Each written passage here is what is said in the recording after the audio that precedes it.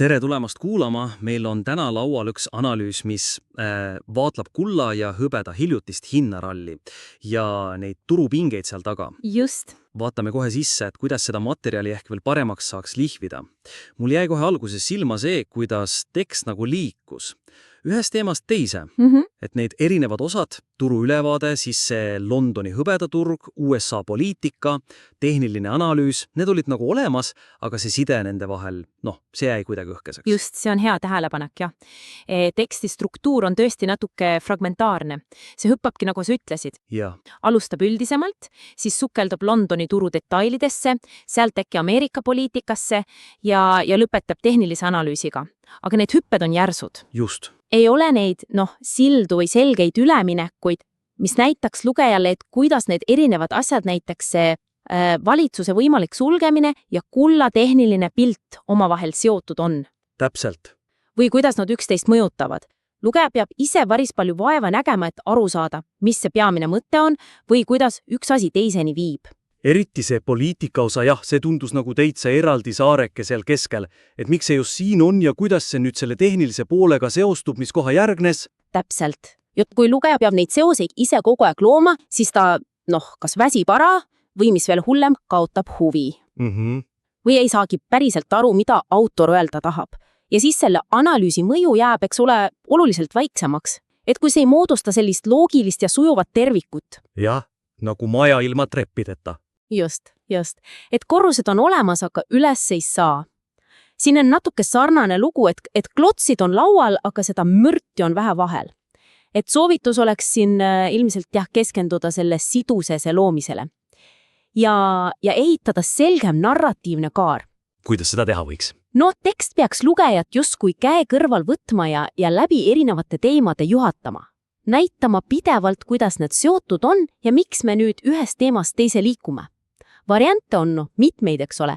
Üks konkreetne mõte oleks alustada kohe alguses sellise keskse väitega, teesiga, mis seob need põhilised elemendid turuliikumised, siis need fundamentaalsed asjad nagu poliitika ja see turusurve ja tehnilised näitajad kohe üheks looks kokku. Näiteks, umbes nii, et kulla ja hõbeda, hiljutini rekordtõus on segu Washingtoni poliitilisest ebakindlusest ja survest Londoni füüsilise metalli turul. Okei. Ja kuigi tehniline pilt toetab lühiajalist tugevust, siis see kompott seab kahtluse ala ralli jätkusuutlikkuse pikemas plaanis. Midagi sellist, see annaks kohe raami ette. Jah, see annaks nagu suuna kätte küll, jah. Just. Teine variant, mida saab ka koos esimesega kasutada, on need siduvad fraasid ja lühikesed üleminekud. Teemade vahel. Selgitavad lõigud nagu, just.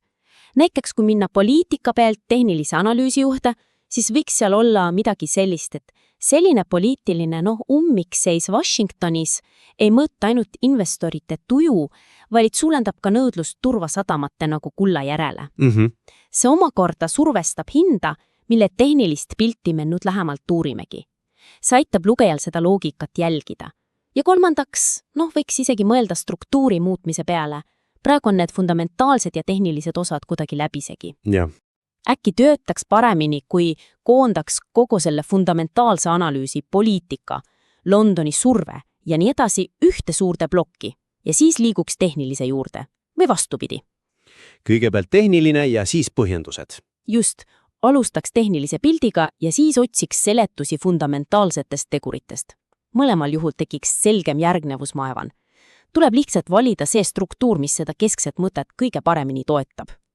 See struktuur ja narratiivi teema on see on ülioluline. Hea analüüs ei ole lihtsalt faktide hunnik, vaid ikkagi lugu, mis neest sünnib. Täpselt. See on päris levinud asi paljudes analüüsides, et osad on olemas, aga see liim on puudu ja siis jääbki pilt tähmaseks. Aga mis mind veel pani mõtlema, oli see, kuidas tekst ise nagu kõlas, see toon ja stiil. Jaa, see on teine väga oluline punkt, sest see toon ja stiil tunduvad siin tekstis olevad üsna ebaühtlased. Ja see tekitab küsimuse, et kellele see tekst siis õigupoolest mõeldud on? Just.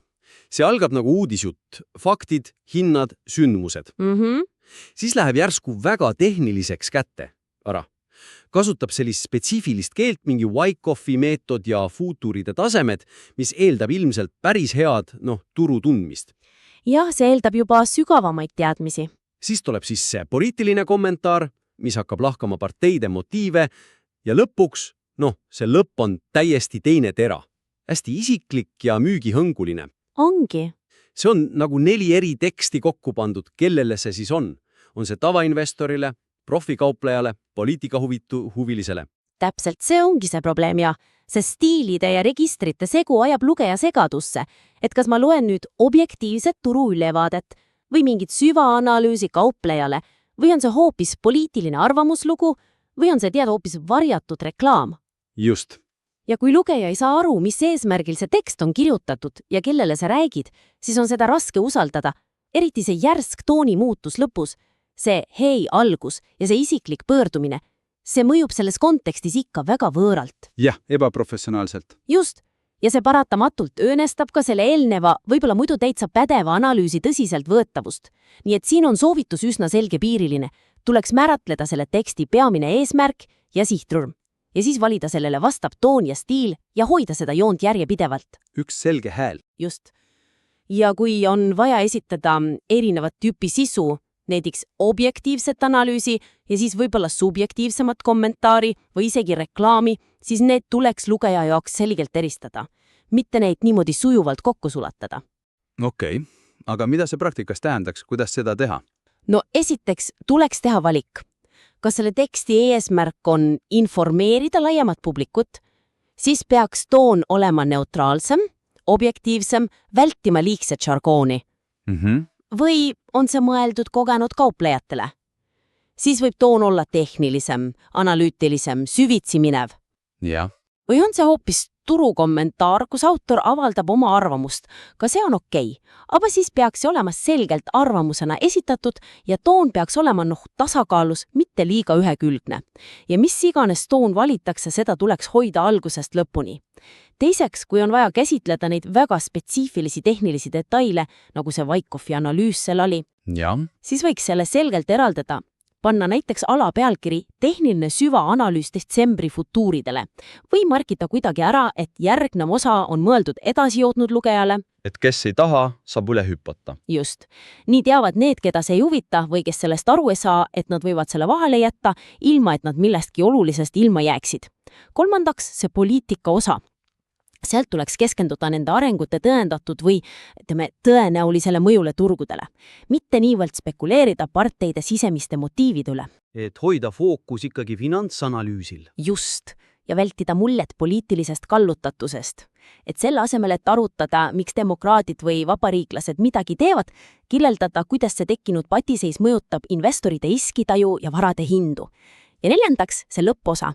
Igasugune isiklik pöördumine, reklaam, viited lisateenustele, need tuleks analüüsist selgilt eraldada. Kuskile lõppu eraldi. Jah, näiteks lõppu, eraldi märkuste alla või autori tutvustuse juurde. Neid ei tohiks segada selle analüütilise põhiosaga. See tooni ja sihtrühma küsimus on see on päris kriitiline. Kui üritad kõikiga korraga rääkida ja kõigest, siis on oht, et tegelikult ei kõneta kedagi sügavuti. Just. Ja see usaldusväärsuse punkt on ka oluline. Järjepidev toon ja selge eesmärk loovad ikkagi professionaalsema mulje. Aga lähme korraks tagasi selle lõpuosa juurde, sest see tundus olevat eriti problemaatiline. Sa juba mainisid seda järsku stiilimuutust, aga seal oli vist veel midagi, mis häiris. Ja see viimane lõik, mis algab selle hei hüüatusega, see on mitmel põhjusel häiriv. Esiteks see stiilimuutus on liiga järsk ja ebaprofessionaalne analüütilise teksti jaoks. See lõhub selle eelneva meeleolu.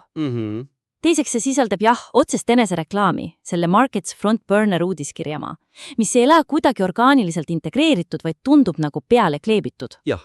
Aga kolmas ja võib-olla kõige tõsisem probleem on need andmed seal. Selles lõigus mainitakse uusi hinnanumbreid kuld kuskil $3817 ja hõbe umbes $44.6. Oot, aga varem olid ju hoopis teised numbrid. Need rekordhinnad, kuld oli vist üle 4100 ja hõbe üle 50. Just. Detsembri futuurid olid kuld ligi 4119 ja hõbe ligi 53 detseemist. Nüüd on siin lõpus äkki 3816 ja 44,6. See hinnavahe on ju päris suur. No on ja. Kuidas selline vastuolu sinna sisse saab jääda? Mis need siis on? Vanad numbrid või mingi prognoos? Just, see ongi küsimus. Tekstist ei selgu mitte kuidagi, miks need numbrid erinevad. On need mingi varasem prognoos või hetkehinnad mingil teisel ajal või on see lihtsalt näpukas, mis on teksti uuendamisel või kopeerimisel sisse jäänud? Ükskõik mis põhjus, lugeja jaoks on see segane. Väga segane. Ja see mitte ainult ei tekita segadust, vaid see õõnestab kogu eelneva analüüsi usaldusväärsust. Kui isegi nii elementaarne asi nagu hinnad on vastuolulised, siis kui palju saab seda keerulisemat analüüsi usaldada? Jätab jah väga lohaga mulje. Väga loaka ja kokku liimitud mulje. See lõik justkui nullib ära suure osa sellest eelnevast tööst. Nii et jah, soovitus siin on päris ühene. Sellisel kujul tuleks see lõik kindlasti eemaldada või siis väga põhjalikult ümber teha. See reklaami sisu tuleb analüütilisest osast selgelt lahutada. Ja kui seda uudiskirja on vaja mainida? Kui see viide on autori jaoks oluline, siis tuleb leida selleks sobivam ja professionaalsem viis. Konkreetsed lahendusi on paar tükki. Kõige lihtsam ja puhtam oleks see viimane reklaamiga lõik analüüsi põhiosast täiesti ära võtta. Analüüs lõpeks siis viimase sisulise mõttega. Okei. Kui seda uudiskirja on vaja ikkagi mainida, siis võiks selle panna eraldi sektsiooni, pärast kokkuvõtet näiteks, pealkirjaga autori märkus või lisateade. Seal võiks olla lühike, neutraalses ja professionaalses toonis lause, midagi sellist, et sügavamat iganädalast turuanalüüsi autori kommentaare leiate uudiskirjast Markets Front Burner, millega saate liituda siin ja siis link. Ja need numbrid? Absoluutselt kriitiline on vältida neid vastuolulisi andmeid. Kui need madalamad hinnad 3817 ja 44.6 on mingil põhjusel olulised, siis tuleb nende kontekst väga selgelt välja tuua.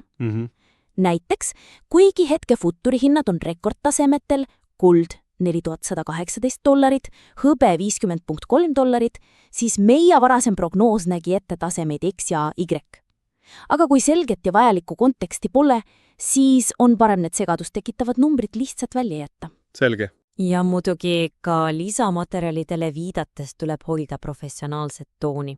Ei mingit liigset familiaarsust ega agressiivset müügijuttu analüütilise teksti sees. Eesmärk on ju pakkuda väärtuslikku analüüsi, mitte lugejat segadusse ajada või talle midagi vägisi, pähe määrida. See professionaalsus peab säilima algusest lõpuni. See on hea point. Lõpp jääb tihti kõige paremini meelde ja kui see on segane või ebaprofessionaalne, siis see võib rikkuda kogu eelneva mulje.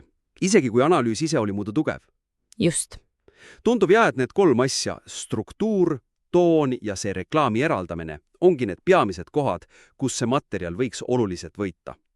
Võtame siis tänase arutelu kokku. Keskendusime 3 peamisele arenguvõimalusele selle kulla ja hõbeda analüüsi puhul. Esiteks rääkisime vajadusest parandada teksti struktuuri ja seda narratiivi sidusust. Praegu on e-osade vahelised seosed natuke nõrgad, mis teeb tervikpildi mõistmise keeruliseks. Soovitasime luua selgema keskse mõtte, kasutada paremaid üleminekuid ja võib-olla isegi kaaluda struktuuri muutmist, et tekiks loogilisem jutt. Ja, sujuvam lugemine. Just. Teiseks käsitlesime seda ebaühtlast tooni ja ebaselget sihtrühma. Tekst segab uudist, tehnilist žargooni, poliitilist kommentaari ja lõpus seda isiklikku müügiteksti. See jätab segase mulje. Ja Soovitus oli määratleda selgemalt eesmärke sihtrühma ning kolida siis järjepidevat ja sobivat tooni. Ja erinevad sisutüübid selgelt eristada. nõus. Ja kolmandaks peatusime pikemalt sellel, häirival reklaami sisul teksti lõpus. See mitte ainult ei mõjunud stiili poolest kohatult, vaid tekitas ka segadust nende vastuolused tatmedega ja see kahjustas kogu analüüsi usaldusväärsust. Just. Selge soovitus oli see sisu analüüsist eraldada, paigutada näiteks eraldi märkuste alla ja tagada andmete korrektsus ning professionaalse tooni säilimine. Konkreetsed sammud edasi võiksid siis olla selle keskse narratiiv sõnastamine, struktuur selle järgi sättimine, teadlik toonivalik ja hoidmine ning selle lõpuosa kapitaalne ümbertegemine või eemaldamine. Need muudatused aitaksid kindlasti luua palju sidusama, professionaalsema ja lõppkokkuvõttes mõjuvama analüüsi. Kindlasti. Ootame huviga materjali täiendatud versiooni, et näha, kuidas need mõtted on rakendunud ja eks saame siis veel edasi arutada.